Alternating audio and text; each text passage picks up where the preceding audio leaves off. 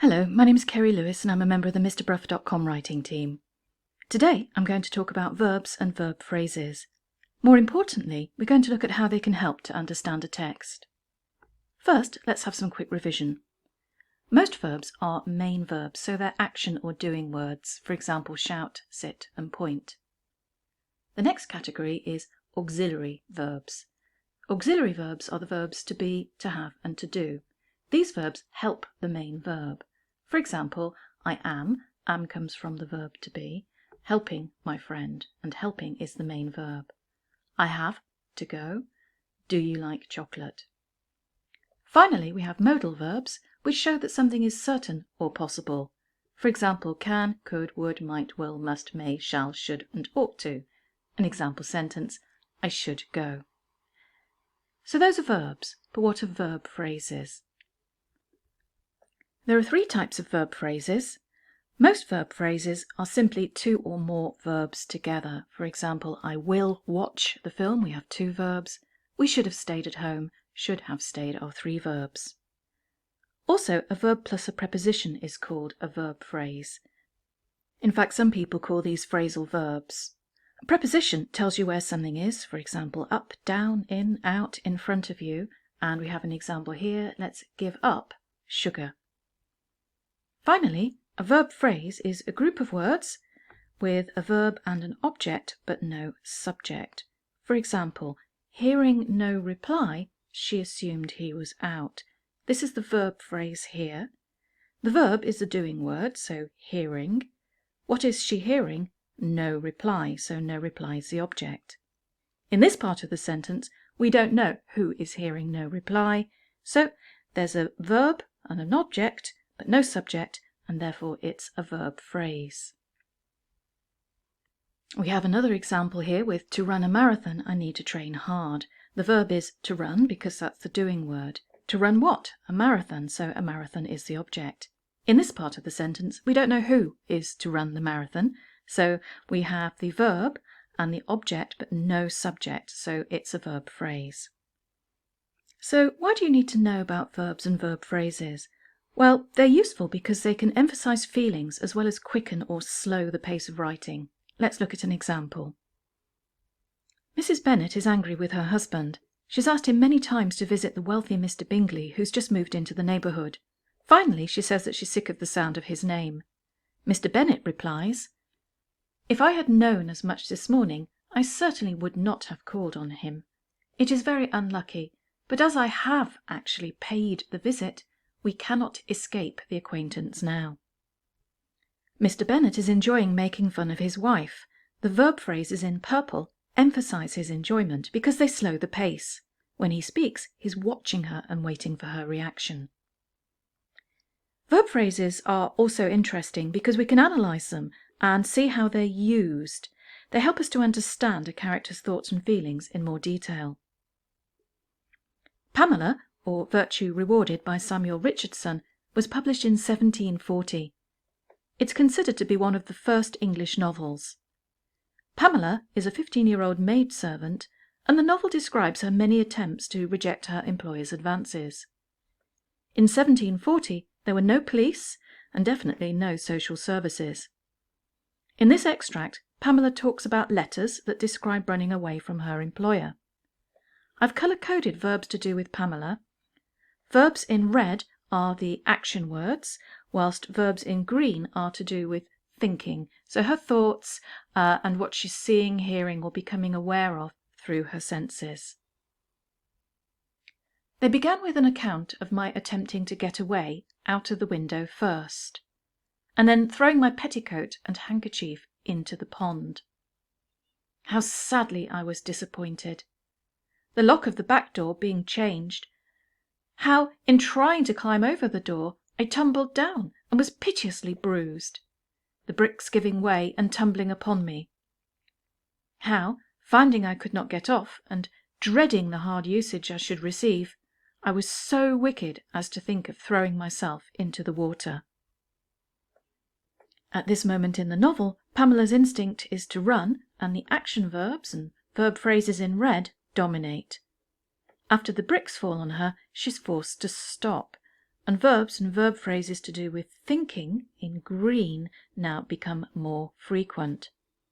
She considers the consequences of her actions.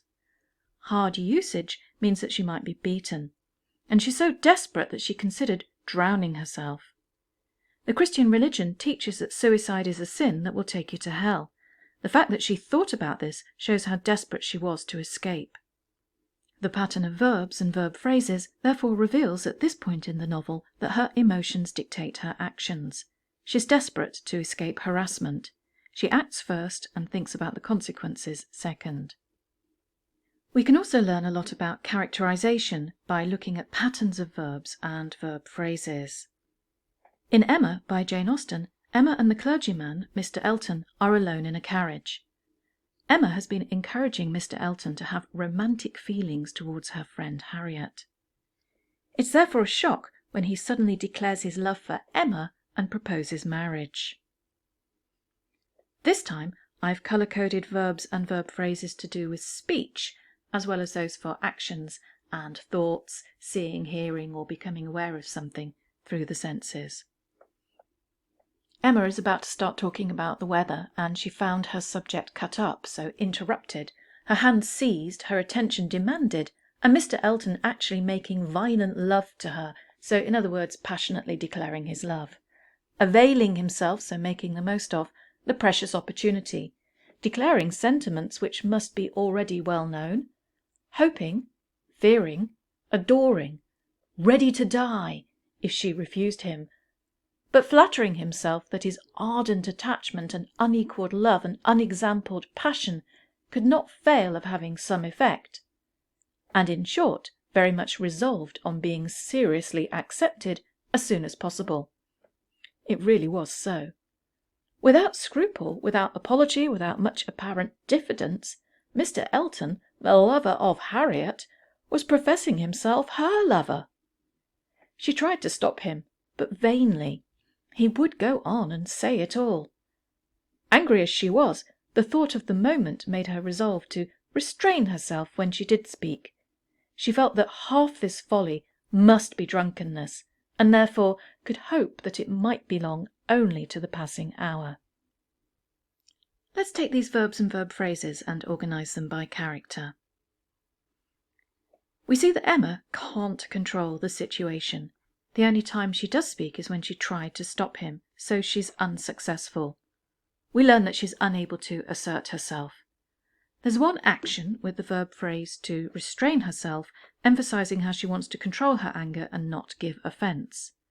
Most of the verbs and verb phrases are to do with what she's feeling, thinking and becoming aware of. Felt, must be, could hope, might belong. Her thought processes dominate and she can control her anger. She's optimistic, hoping that Mr. Elton's proposal is because he is drunk. She comes across as passive, polite, but she finds it difficult to assert herself. The verbs and verb phrases to describe Mr. Elton are more to do with speech, and we can see by the amount of purple in this column how much he dominates the conversation, if you can call it a conversation. His words are also forceful and assertive, for example, cut up, which means interrupted, demanded, making violent love to. This is a man who's only interested in saying what he thinks, and he's not interested in listening to Emma. His actions are also assertive when he was availing himself, so making the most of that moment, and he seized her hand. Seized is a sudden and forceful action, so it must have been a shock for Emma. The verbs and verb phrases in green are also interesting because they highlight how ridiculous he is as a character. Hoping, fearing, adoring, ready to die. These words are exaggerations. He does not love Emma. So these verbs are like a script, and he's playing the part of a lover, which makes him more ridiculous. Austen's remaining verb phrases are to do with his thoughts, and they emphasise how silly and self-centred he is.